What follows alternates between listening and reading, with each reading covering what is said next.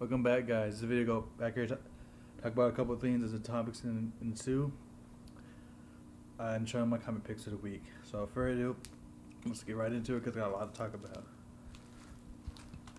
So I finally got back to just comics, no manga this week. Although I will talk a little bit about that in the end. But let's start with my first pick, I guess. My first one we got is The Misfits from Gem and Holograms Volume 2. It just continues the story as you see the making of the band, how they all come together, and how the Misfits become as big as what they are. It's definitely, pick up if you're into that 80s Gem and Holograms nostalgia, I guess. Or if you just like the Gem and Holograms cartoon, or if you just like the Misfits.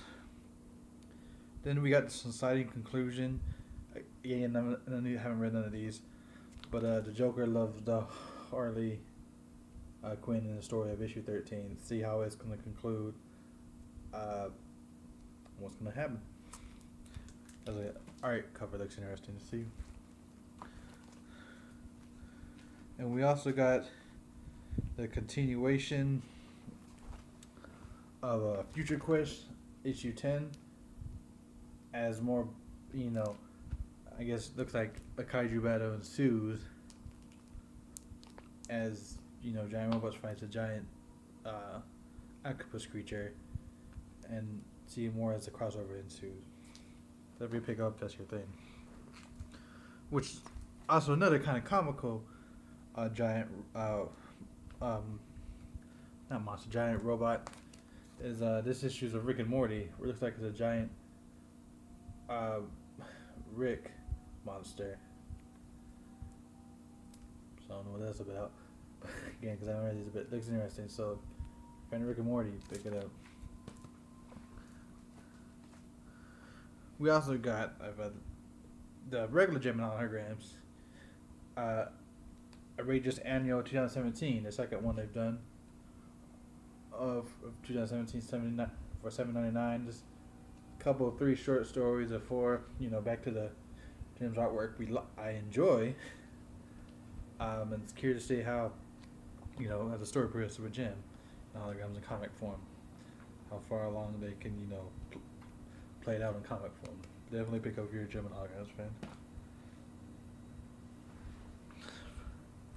The last couples we got, it finally came out. It was a little delayed, maybe from technical issues due to Capcom stuff.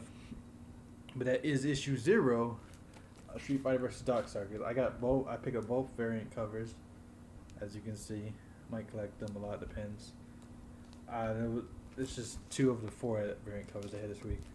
But again, I haven't read them. But just continue this big crossover that everyone's been waiting for. And I don't think they might have crossed over once before in other medias. Obviously, Marvel's Capcom. But it's always interesting to see how the Capcom universe collides. Seeing as these both come from the Capcom universe, but 2 different worlds from Street Fighter and Darkstalkers universe. Definitely check out. Also, there's Sons of Babes in both the Darkstalkers, and some in Street Fighter. And if you don't, you can check out Street Fighter 5 because there's a lot of fan service in that, edginess, goodness, looseness, whatever you prefer. And quick one, we just got. I haven't opened them yet. I might do it, but that is Harley Quinn issue 15 and Suicide issue 13. I would have not picked these up, but they were in my box. They're like a special seal. It looks like I don't know what kind of comic comes with it because I have not yet opened it up, but I might and see what it is. The extra comic you have that is in it. But yeah, definitely check it out.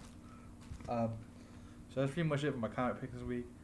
A couple of things to talk about. I had my Logan review last week. Samurai Jack just premiered.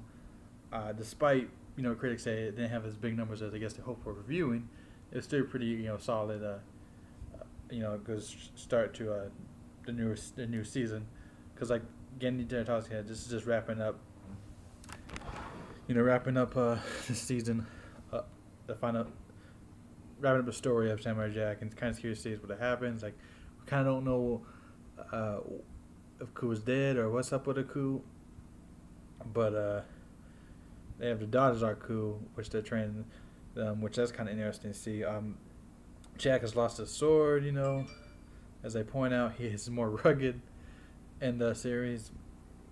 But yeah, lots interesting looking back into that.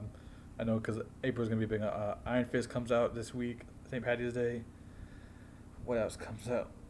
Better Call Saul comes back, and Archer comes back in April too. So it's gonna be a big week. A big month of shows coming out. But yeah, on that side note, before I go to the one that I'm talking about, I recently finished Peepo Choo.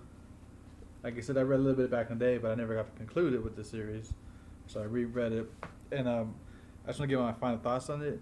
It was pretty good. It makes you think about, like, okay, what a nerd is, and like if you are nerds, and like me, I don't consider myself a nerd. I like nerdy things, but I don't consider the analytic tricks where they show in this as being a nerd. But it definitely makes you think, like, okay, everything's not what it seems. Especially the size of Japan and size of America, which they kind of still like the flip flops. That's kind of interesting to see. I ended up, like, come the second volume, I kind of like rooting for Joey or Jody, my man. The guy that works at the store that the main character goes to,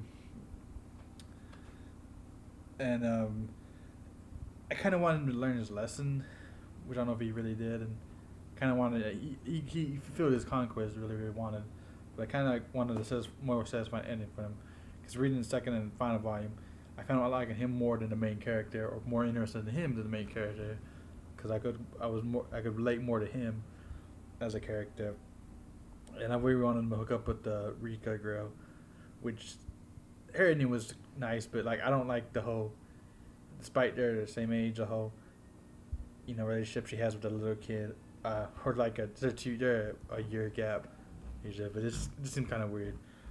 But and it wasn't like I didn't like the end as much as I thought I would, but it was still kind of interesting to see how it concludes and how everything wraps up. But it's definitely an interesting read, if nothing else.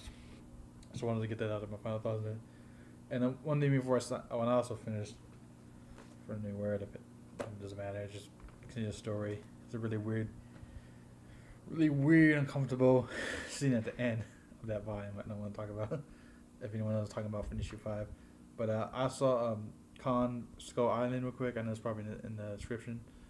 But it's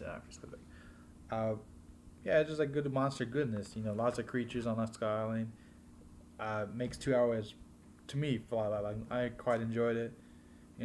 Nice to see it wrap up. I know they're trying to play in with Pacific Rim and Godzilla, so that would be cool to see. But definitely was everything you could want for King Kong film, or at least in my opinion. I always try to be informative, never persuasive. Yeah, that's pretty much it. On 8-minute mark, this was long. I'm gonna sign off, guys. You guys take care. Another one to peace. Till next time, guys. Take care.